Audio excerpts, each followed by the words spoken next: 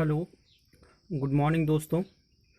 मैं प्रीतम साहू, आईएसबीएम विश्वविद्यालय सहायक प्राध्यापक इतिहास, आप सभी को नमस्कार, सादर अभिनंदन। आज हम प्राचीन भारतीय इतिहास के स्रोतों का सर्वेक्षण एवं प्राचीन भारतीय इतिहास के जानने के साधन का हम अध्ययन करेंगे, जिसमें से प्रमुख रूप से प्राचीन भारतीय इतिहास के साधनों को जानने का प्रयास करेंगे। जैसे कि हम जानते हैं कि इतिहास का जो स्वरूप है यह एक वृहद और एक अथाह स्वरूप है, जिसको हम आसानी से नहीं समझ पाते, और यही गलती शायद सभी लोगों से होती है, जिसको हम आज इतिहास, प्राचीन भारतीय इतिहास को जानने के साधन को हम क्रमशः अध्ययन करेंगे। चलिए दोस्तों, आज मेरा ये पहला टॉपिक है भारतीय इतिहास को जानने का। लगातार मैं डेली नई वीडियो और नई इतिहास के बारे में जानने का साधन मैं लेके आता रहूँगा।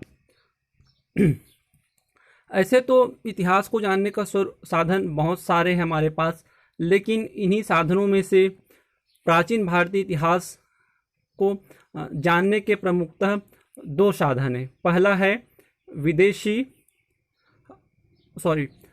पहला है साहित्यिक स्रोत और दूसरा है पुरातात्विक स्रोत।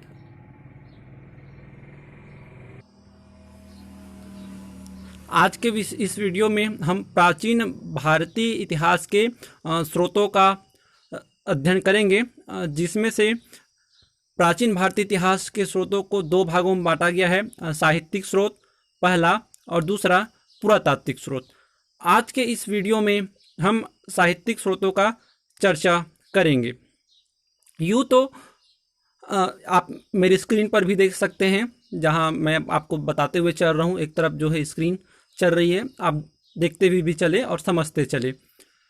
यूँ तो भारत के प्राचीन साहित्य तथा दर्शन के संबंध में जानकारी के अनेक साधन हमारे पास उपलब्ध हैं, परंतु भारत के प्राचीन इतिहास के स्रोत संतोषप्रद नहीं है। इसमें कोई डाउट्स भी नहीं होनी चाहिए आपको।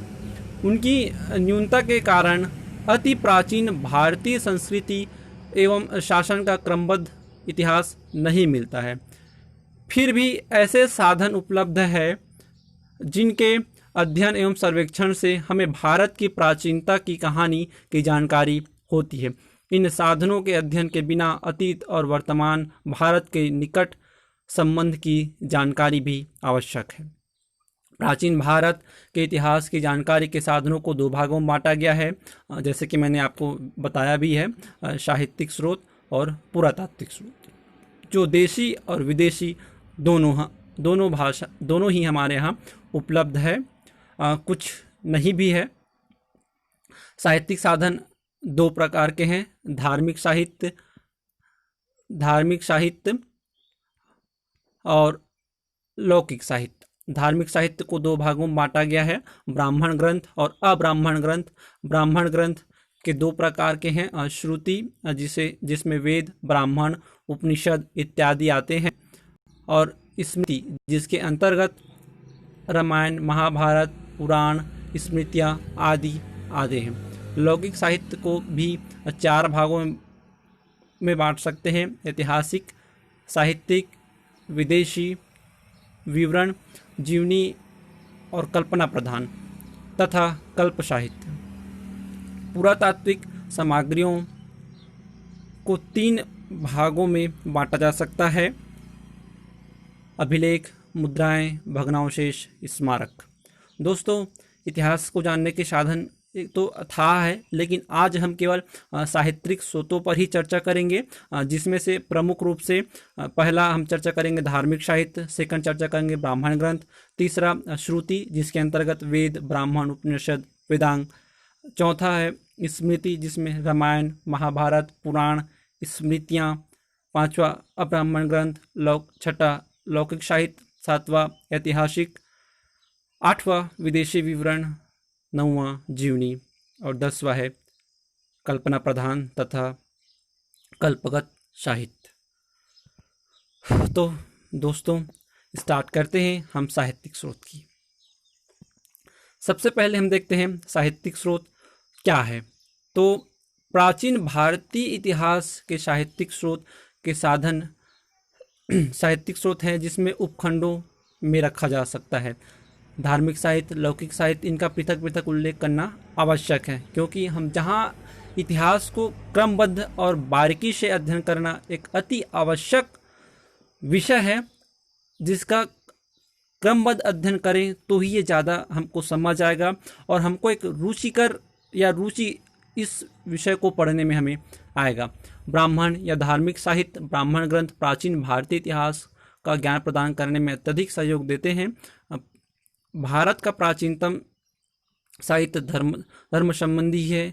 ऐसे में अनेक ब्राह्मण ग्रंथ हैं जिनके द्वारा प्राचीन भारत की सभ्यता तथा संस्कृति की कहानी मानी जाती है। वे निम्नलिखित हैं। पहला, वेद। ऐसे ग्रंथों जिसमें वेद सर्वाधिक प्राचीन हो, सबसे पहले आते हैं वेद। आर्यों के प्राचीनतम ग्रंथ है जो इतिहास हमारे पास जो है प्रमुख 4 वेद हैं, ऋग्वेद, सामवेद, यजुर्वेद, अथर्ववेद।